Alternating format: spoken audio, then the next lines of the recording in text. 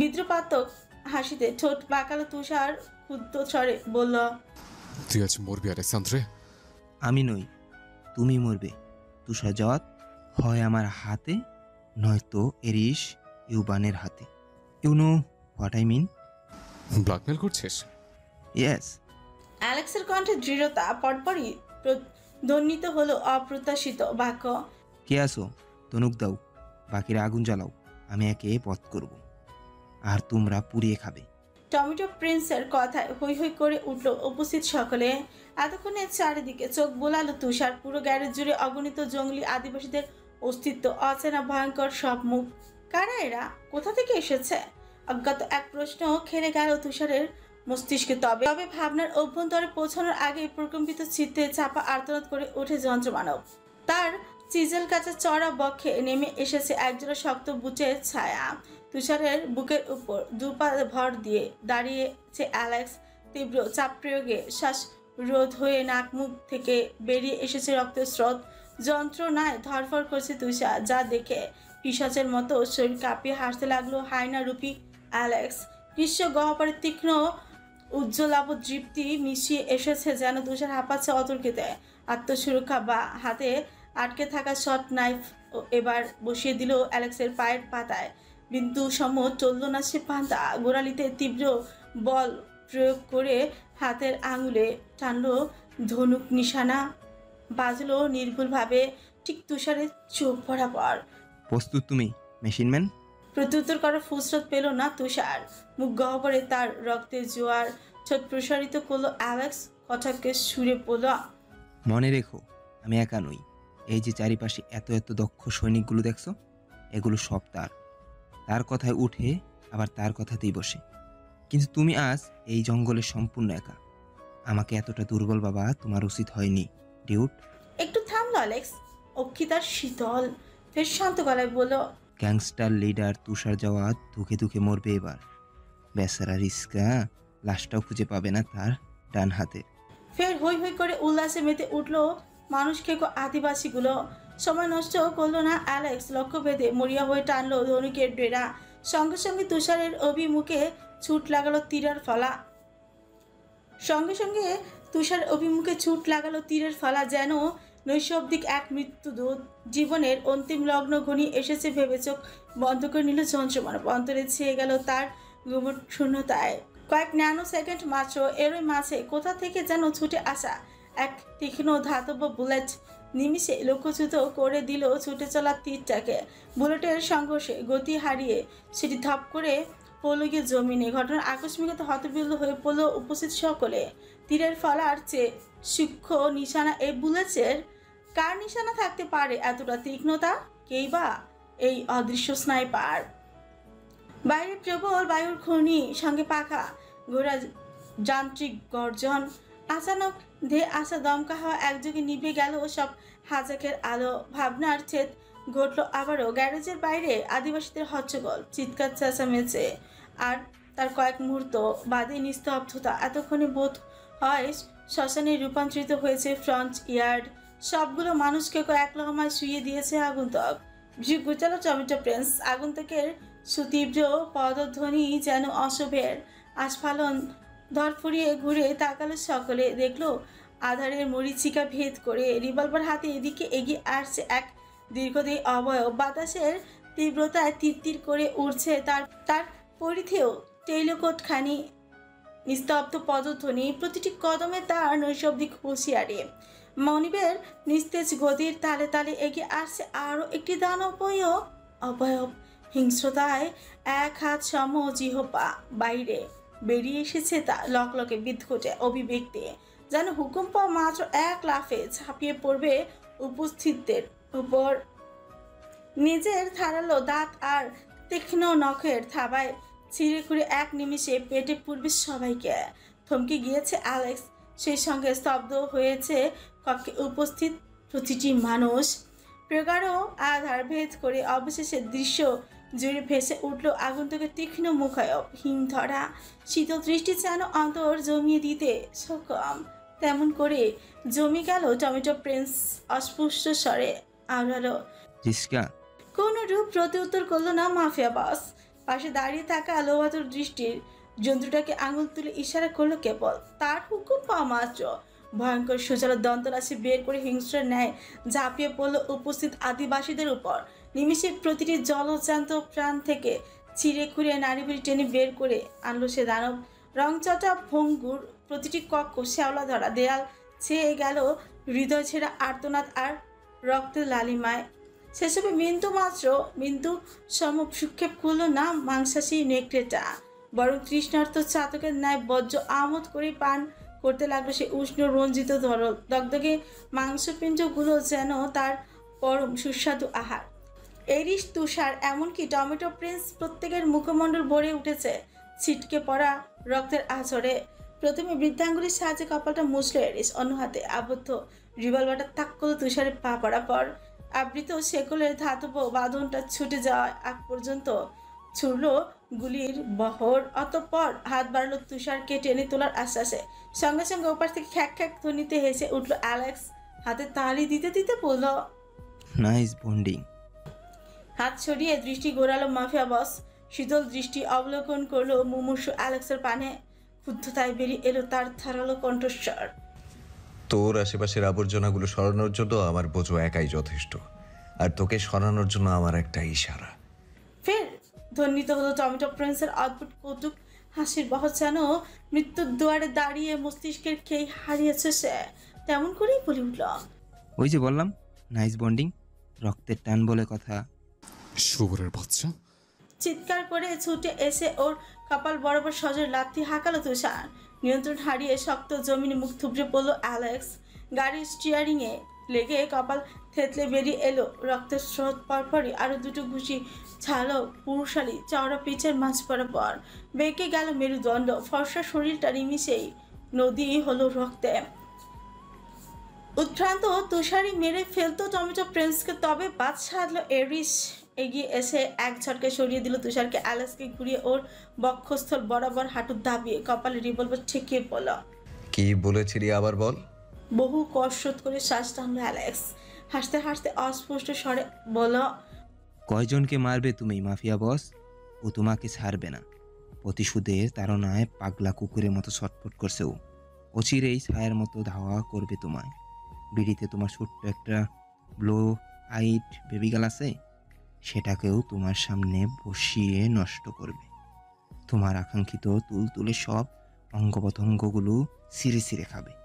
একমাত্র দুর্বলতার প্রতিটি চিৎকারে ভেঙে চুরে শেষ হয়ে যাবে তুমি। কেউ আটকাতে পারবে না, মনে রেখো। He is a psychopath, real psychopath. Mafia বসের শীতল দৃষ্টি এক লহমায় পরিণত হলো আঙ্গারে। বিস্তৃত কপালে জড়ো হলো বিন্দু বিন্দু ঘাম। প্রবল আক্রোশে ফেটে পড়ল তার পৈশাচিক সত্তা। থরথর করে কেঁপে উঠল অশুভ অস্তিত্ব। জানোয়ারের ন্যায় বন্দুকের নলের সাহায্যে অ্যালেক্সের মুখমণ্ডলটা থেতলে দিতে দিতে বলল, she is the princess bastard, queen of my underworld. ওকে যে স্পর্শ করে তার হাতটা পর্যন্ত ভেঙে গুড়িয়ে ফেলি আমি। কত খুন ভাঙবে? আবারও অস্ফুট আওয়াজ ভেসে এলো অ্যালেক্সের মুখ থেকে। হুঙ্কার ছাড়লো এরিস। রেপিস্ট? তোর মতো রেপিস্ট যতদিন থাকবেন, শুধু এই একটা অন্যায় যা আমি বরদাস্ত করি না। দর্শনে যার জন্ম সে বরদাস্ত করবেই বা কিভাবে? শ্বাস নিতে নিতে উচ্চারণ করলো অ্যালেক্স। মুহূর্তেই থমকে গেল মাফিয়া বসের দুটো হাত। ধূসর মিশ্রে হিংসু তৃপ্তি নিভে এলো আকস্মাৎ। হেলিকপ্টার নিয়ে কাকে বাঁচাতে এলে তুমি? মনে রেখো, শুধু তুমিই মরিচিকা নও মাফিয়া বস, তোমার আশেপাশের সবাই মরিচিকা। গ্রীবা কুড়ালে এরিস অদ্ভুত দৃষ্টিতে তাকালো তুষারের পানে। একটা ধারালো কুড়াল হাতে নিয়ে আঘাতপ্রাপ্ত পা টেনে এদিকে এগিয়ে আসছে সে। এরিস এবং তুষার দুজনার হাতে আবদ্ধ এইরকম দুটো স্মার্ট ওয়াচ, একটি অপরটির সাথে বিশেষভাবে সংযুক্ত ঘড়ি দুটো। একজন হৃদস্পন্দন, ব্লাড প্রেশার, এমনকি অবসাদ বেড়ে গেলেও অপরজন টের পেয়ে যায় শুধুমাত্র এই ডিভাইসের মাধ্যমে। লোকেশন ট্র্যাকারের দরুন ঘড়ির মাধ্যমে আজ তুষারের গন্তব্যে পৌঁছতে পেরেছিল মাফিয়া বস। কিন্তু অ্যালেক্স কি বলতে চাইছে? ফের চোখ ঘুরিয়ে অ্যালেক্সের পানে দৃষ্টিপাত করলো সে। ওর কপাল বরাবর বন্দুক তাক করে টেনে ধরলো টিগার্স। নির্লিপ্ত কণ্ঠে বলে উঠল, আমার জন্ম ধর্ষণ নয়, আমার পিতৃ পরিচয় আছে। আছে তো, জারজ্জাত বানিয়া মিখাইল ওরফে পাইথন লিডারের জারদ সন্তান। কথাটা বলে খ্যাক করে শব্দে বিদ্যুৎপাতক হাসিতে ফেটে পড়ল অ্যালেক্স। ওদিকে ছুটে এসে ওর শরীরে কুড়াল ধারালো ফলা বসাতেই যাবে তার আগেই ব্যগ্র থাবা তুষারকে জমিনে শুয়ে দেয় এরিস। তুষারের হৃদস্পন্দন তুঙ্গে, গ্রীবাদেশ চেপে ধরা দরুন শ্বাস রোধ হয়ে আসছে, যেন উষ্ঠাগত প্রাণ। তুষারের নিয়ন্ত্রণহীন মাত্রাতিরিক্ত হৃদস্পন্দনের অ্যালার্ট হিসেবে পিপ পিপ আওয়াজে ক্রমাগত জ্বলে উঠছে এরিসের কবজি বদ্ধ ঘড়িটা। তা দেখে উপহাস করে হাসলো এরিস। টমেটো পানে দৃষ্টি ঘুরিয়ে ছুঁল কর্কশ আওয়াজ। এইসব কে বলেছে তোকে? আমি আরও অনেক কিছু জানি। কথা সম্পূর্ণ করার আগেই হাতে থাকা মরণাস্ত্রটি ওর পানে ছুঁড়ে মারল তুষার। নিমিষে ছুটে আসা কুড়ালটা গেঁথে গেল অ্যালেক্সের কপাল বরাবর। সহসা বাকি কথা কণ্ঠনালীতে আটকে গেল। বান্দার চিরতরে রোধ হয়ে গেল তার শ্বাস প্রশ্বাস।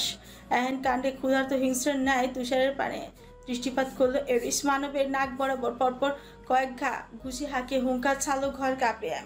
You bloody liar! বিশ্বাসঘাতক! I'll kill you! আমি বিশ্বাসঘাতক নই। যে আপনার প্রাপ্য তাতে কখনো হস্তক্ষেপ করিনি আমি।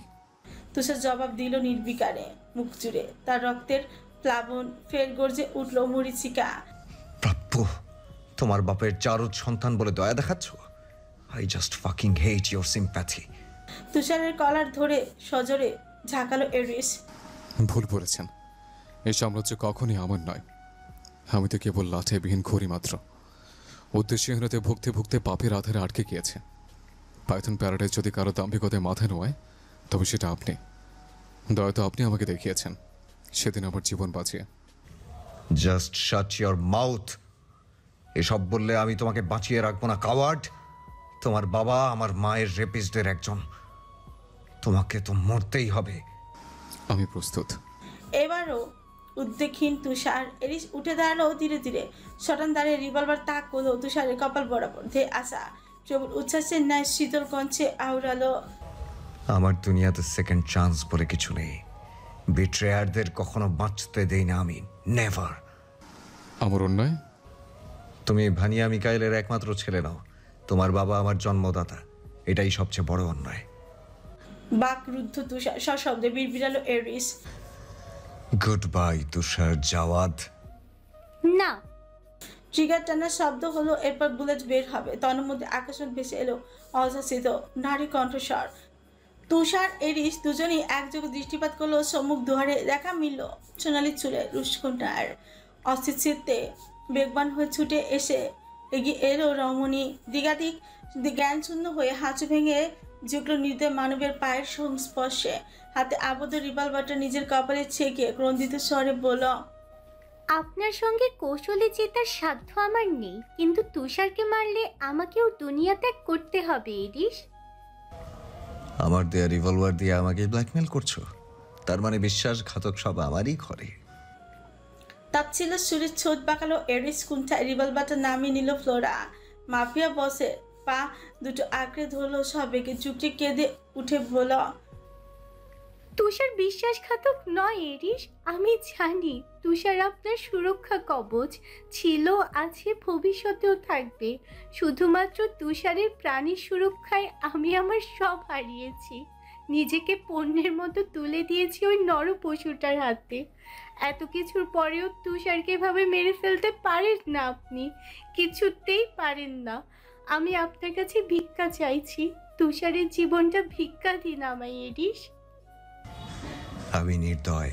রুক্ষ স্বর ভেসে এলো উপাস থেকে। এতক্ষণ ফ্লোরার পানে দৃষ্টিপাত করলো তুষার। ওর চোখে আগুন, মুখ জুড়ে রাজ্যের ক্ষোভ। আর অপেক্ষা করল। বিতৃষ্ণের চোখ বুজে বলে উঠল, জাস্ট শুট মি আরিশ, আমি প্রস্তুত। কিন্তু আমি নই। রিভলভারটা সরিয়ে নিল এরিস। কোমরে আবদ্ধ হোস্টারে সেটিকে ঢোকাতে ঢোকাতে বলল, তোমার সঙ্গে এখনো বহু হিসেব বাকি রয়ে গেছে তুষার জাওয়াদ। তুমি এত সহজে মরতে পারো না। No way.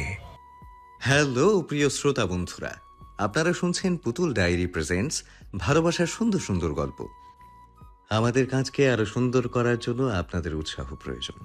আপনাদের উৎসাহ আমাদের অনুপ্রেরণা। ধন্যবাদ। নিগড় নির্লিপ্ত স্বরে বাক্য কটা উগড়ে দিয়ে অস্থির পদক্ষেপে জায়গা ত্যাগ করলো এরিস। মাফিয়া বস চলে যেতে তুষারের নিকট হুড়মুড়িয়ে ছুটে এলো ফ্লোরা। মানবের রক্তাক্ত মুখয়ব খানি দু হাতে আজলা করে ধরে ঠোঁট ভেঙে হাউমাউ করে কেঁদে উঠল মেয়েটা। আলতো কত রক্ত তুষার, কত রক্ত! আপনি খুব ব্যথা পেয়েছেন তাই না? স্পর্শে ছুঁয়ে দিল দগদগে ক্ষত স্থান। সঙ্গে সঙ্গে এক ঝটকা ওকে দূরে সরিয়ে দিল তুষার। কঞ্চে আকাশ ছেড়ে বলল, খবরদার ছবে না তুমি আমায়। তুষার, আহত সে ডাকলো রমণী। তুমি আমার জন্য নিজের সম্মান বিলিয়ে দিয়েছ। রিয়েলি? আমার মতো একটা পাপিষ্ঠের জন্য? How fucking dare you Flora, how fucking dare you. প্রকম্পিত গলা চিৎকার করে উঠল তুষার। কণ্ঠে তার এক পৃথিবীর সমান আঁকে বুক ভাঙা আর্তনাদে কাছে উঠল ফ্লোরা। ফোপাতে ফোপাতে বলল, সেই মুহূর্তে আপনার জীবনের চেয়ে আমার কাছে আর কিছুই মূল্যবান ছিল না তুষার। আজ কিংবা কাল সত্যের সামনে আসতে ফ্লোরা। কিন্তু আপনি বাঁচতে পারতেন না। ধর্ষিতাদের প্রতি এরিসের এক অদৃশ্য দুর্বলতা রয়েছে। আমি সেই সুযোগটাই কাজে লাগিয়েছি। আজ আমাকে এখানে এরিসই নিয়ে এসেছিল টমেটো প্রিন্সকে নিজের হাতে শাস্তি দেওয়ার জন্য। এই দেখুন, রিভলভারও দিয়েছে। কাঁদতে কাঁদতে আরেকটু দ্রুত কমালো রমণী। তৎক্ষণাৎ অন্যদিকে মুখ ঘুরিয়ে নেয় তুষার। দূরে যাও, আমি তোমাকে দেখতে চাই না আর। ক্রন্দনরত রমণী কথা বলতে পারল না নিঃশব্দ আহাজারিতে। অন্তর ছিঁড়ে যাচ্ছে তার। মনে মনে চিৎকার করে বলতে লাগলো, আমি যে কতটা ভালোবেসে ফেলেছি কি করে বোঝাই আপনাকে তুষার? ধীরে ধীরে রুক্ষ দৃষ্টি নমনীয় হয় মানবের। নিষ্প্রাণ নেত্র জুড়ে চিকচিক করে ওঠে জলের আভাস। ক্ষত বিক্ষত মুখমণ্ডলের মাঝে অশ্রু সজল কার্নিশ দেয়। বড্ড ব্যর্থ লাগছে সে চাহনি টলমলে অপ্রত্যাশিত সে দৃশ্য। চোখ এড়ায় না রুশ্রমণির অবাক দৃষ্টিতে। তুষার অক্ষমতার সাক্ষী হয় সে। অতঃপর স্বাগতিকে বিড়বিড়ায়, তার মানে তুষার কাঁদতে জানে? তারই অশ্রুর প্রতিটি ফোঁটা আমার জন্য বিসর্জিত হয়, শুধু আমার জন্য। অতঃপর এক চিলতে মোলায়েম হাসে। আষাঢ়স্য প্রথম দিবস। সেই সকাল থেকে মুখ ভার করে আছে সমুদ্র আকাশ। আকাশের ছায়াতলে ধূসর বর্ণ গায়ে মেখেছে অপার সমুদ্র। বাইরে বর্ষার মতন বালুচর জুড়ে আপন ছন্দে নৃত্য মেতেছে বাড়িধারা। ঈশানী আজ বৃষ্টি মুখর। জনমানুষের উপস্থিতি নগণ্য সেথায়। সমুদ্রের কাছাকাছি যে ছোট্ট শৌখিন ক্যাফেটা রয়েছে তার সামনে জলজল করছে ওপেন খচিত নেম প্লেট। ক্যাফে ছাড়িয়ে একটু দূরে গেটের ধারে ছাতা হাতে শটান দাঁড়িয়ে পাঁচজন বিশালদেহী দেহরক্ষী। যান্ত্রিক তাদের অভিব্যক্তি যেন ফুটন্ত এক পুষ্পের সুরক্ষায় সদা নিয়োজিত প্রহরী। শঙ্খ আকৃতির গোলাকার ক্যাফেটার অভ্যন্তরে সেই পুষ্পের অবস্থান সাধারণ কোনো পুষ্প নয়। এক অনুভূতিহীন নির্দয় মানব, যার প্রস্তর কঠিন হৃদয়, প্রথম এবং একমাত্র নমনীয়তা সেই সত্তা। পাষাণ মানব, ভালোবেসে যার নাম দিয়েছে সাকুরা।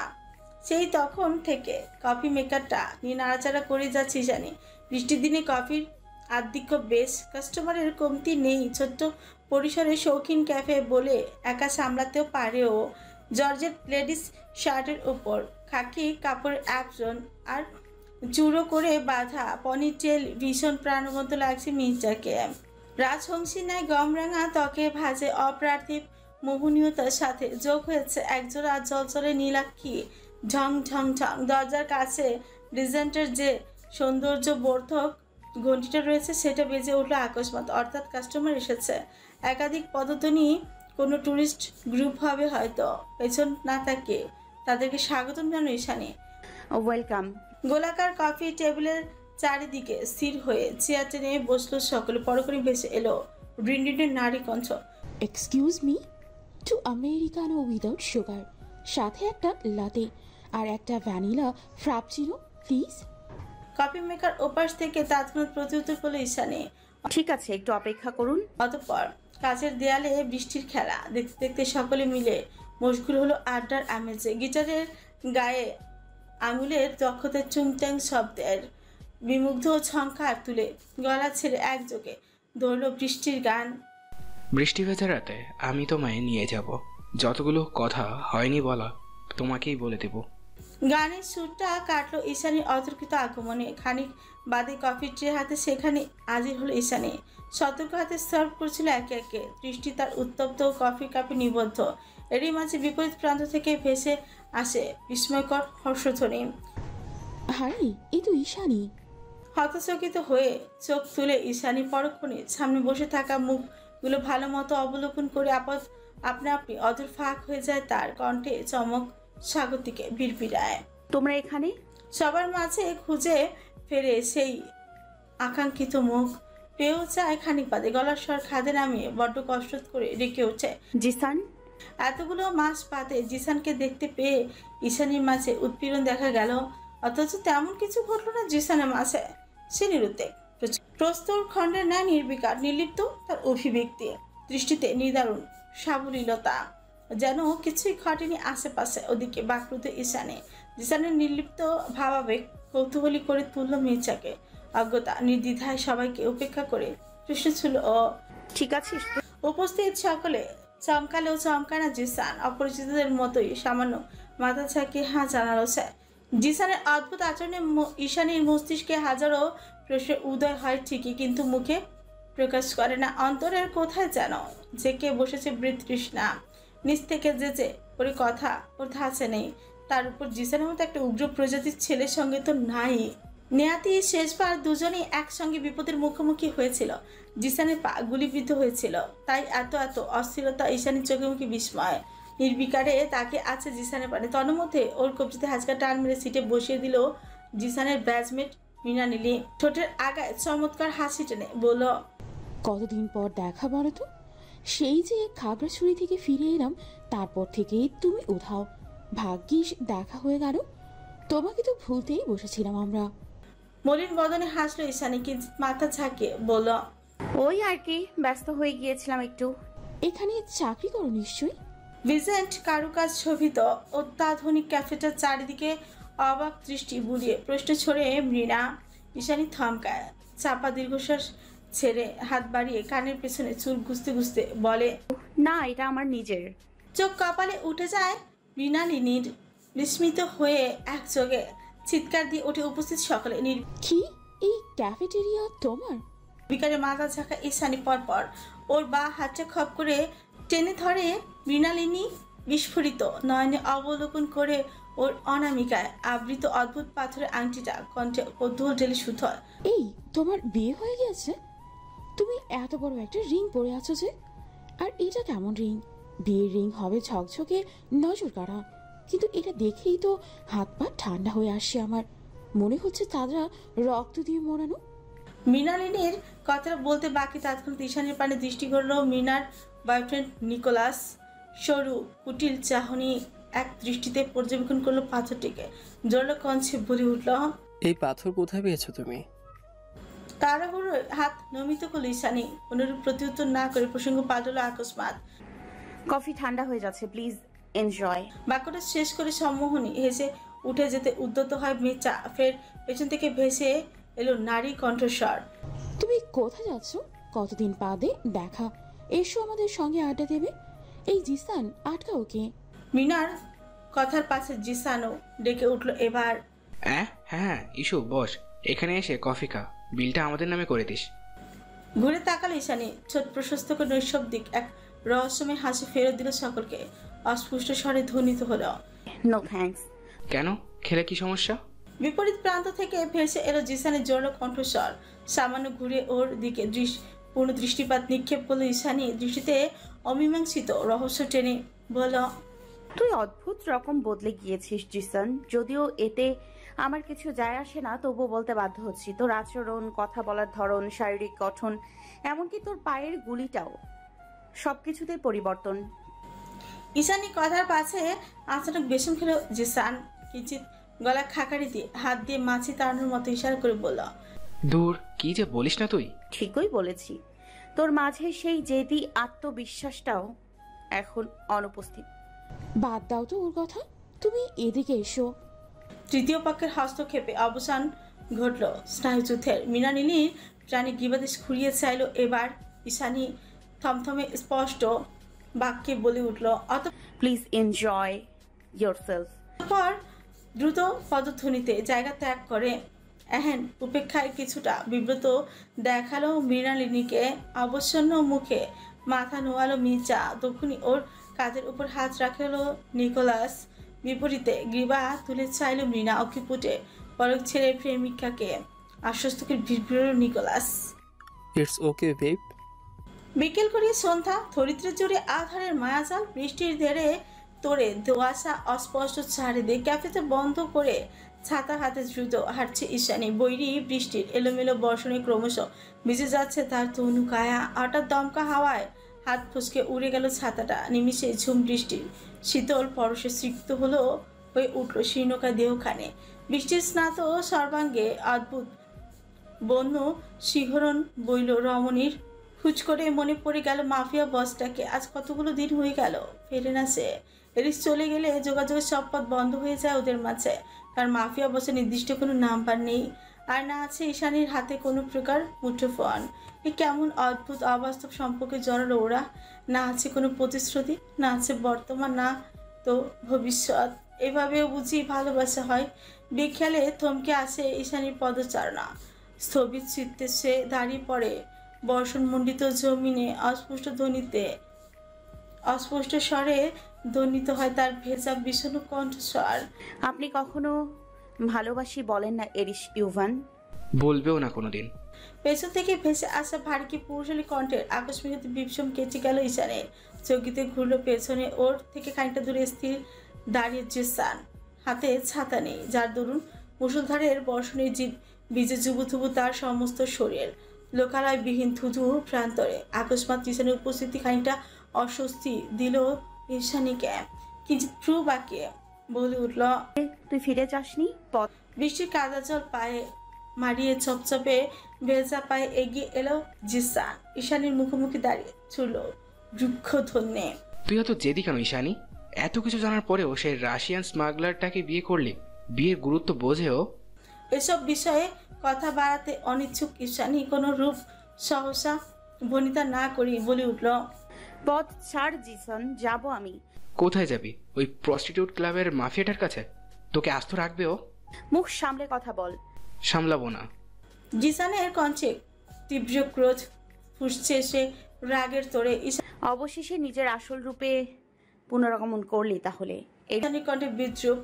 জিসান তেরে এলো এবার সন্নিকটে দাঁড়িয়ে রাগে কাঁপতে কাঁপতে বলল, তুই পস্তাবি।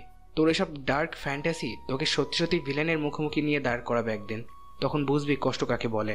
বিশ্বের মতো জানোয়ারকে চোখের ইশারায় বশ করার ক্ষমতা আমি রাখি জিসান। আমাকে বাস্তবতা বোঝাতে আসিস না। জীবন পুড়িয়ে আবেগ জমাই আমি। আগুন কিভাবে ছায়া বানাতে হয় সেটা আমার ভালো করেই জানা আছে। কথায় বেশ ধার হয়েছে আজকাল। এত তেজ কার জোরে? ওই মাফিয়াটার? যদি বলি হ্যাঁ। মাফিয়া বরের ভয় দেখাচ্ছিস? কি করবে তোর মাফিয়া বর? রাশিয়া থেকে গুলি করবে আমায়? কথা বলতে বলতে ঈশানীর কাঁধ বরাবর ধাক্কা দিতে উদ্যত হয় জিসান। তবে স্পর্শ করার আগে কোথা থেকে যেন ঝড়ের বেগে ছুটে এসে আকস্মাত জিসানের কবজি চেপে ধরে একজন গার্ড। পরপরই আরো 2-3 জন কালো পোশাকধারী এসে দুহাতে চ্যাংদোলা করে তুচ্ছ আবর্জনার মতোই ঈশানীর থেকে কয়েক হাত দূরে সরিয়ে নেয় ছেলেটাকে। সর্বশেষ যে গার্ডটা ছিল সে তাড়াহুড়ো করে ছুটে এসে ছাতা মেলে ধরে ঈশানীর মাথায়। কুনিচানি নরম কণ্ঠে বলে, প্লিজ ম্যাম, গাড়িতে চলুন। You mind catch a cold. Ishani গেল না। বিশাল দেহী গার্ডগুলোর বাইসেপ বাহুর ফাঁকে অসহায়ের মতো আটকে থাকা জিসানের পানে দৃষ্টিপাত করে বিদ্রুপাত্মক স্বরে বলে উঠল, আমার মাফিয়া বরের ক্ষমতা দেখা হয়ে গিয়েছে নিশ্চয়ই। মূর্তি গর্জে উঠল জিসান। রাগের তাড়নায় গজগজ করতে করতে বিষাক্ত তীরের ফলার মতো ছুড়ে দিল শব্দের পেশ। শুধু শীঘ্রই পস্তাবি তুই Ishani. Mark my word, you will be destroyed. এক মুহূর্ত সময় অতিবাহিত করল না রমণী। জিসানকে ছেড়ে দেওয়ার নির্দেশ জানিয়ে দ্রুত পদক্ষেপ ত্যাগ করলো সেই স্থান থেকে। রাত তখন 8:30। বিষণ্ণ মনে ব্ল্যাক হোলে পা রেখেছে ঈশানী। শরীরে তার ছপছপে গাগ ভেজা, হৃদয় জুড়ে আশঙ্কার কোলাহল। কি বলতে কি বললো জিসান? এই ছেলেটা কেন সবসময় ভুলভাল বকে? এত করিডোর অতিক্রম করার সময় খাবারের জন্য ডাকলো নাতালিয়া। ঈশানী ঘুরেও তাকালো না সেদিকে। দৃষ্টি জুড়ে বৈরাগ্য। তার হৃদয়ের কোণে বিষাদের ঘন খচা। এলোমেলো পা ফেলে সোজা গিয়ে পৌঁছালো নিজের কক্ষে। দরজা খুলে প্রবেশ করার অবকাশ পেল না, তার আগেই অশুভ শিকারিনে আকস্মাৎ কবজিতে টান মেরে মেয়েটাকে দুকদম পিছিয়ে আনলো জোরালো এক অস্তিত্ব। আজকাল আকস্মিকতায় অভ্যস্ত ঈশানী, তাই ভরকালো না। লদানো নারী দেহের শীর্ণকায় তনু গিয়ে ঠাঁই নিল ইস্পাত কঠিন বক্ষ ভাঁজে। পরপরই ওর নির্মিত সিক্ত কোটি দেশে অনুভূত হলো এক খড়খড়ে পুরুষালী হাতের গাঢ় স্পর্শ। ধীরে ধীরে ধীরে কোমর ছাপিয়ে ভেজা চলে স্পষ্ট তো হলো সিগারেটে পোড়া শুষ্ক অধরে এলোমেলো চুম্বন। একবার দুবার না, অসংখ্যবার বেদনাদায়ক স্পর্শের দৃঢ়তায় তড়িৎ খেলে গেল অন্তরে। কৃত্রিম সুগন্ধির সঙ্গে এই পুরুষালী শরীরে ক্লোন মিশ্রিত মাদকীয় সুবাসটা বড্ড পরিচিত ঠেকল রমণীর। ফলস্বরূপ মস্তিষ্কে দুশ্চিন্তার ছাপে সর্বাঙ্গ জুড়ে জাগ্রত হলো অদ্ভুত শিহরণ। নির্মল কণ্ঠে একাই আওড়ালো, অরণ্য।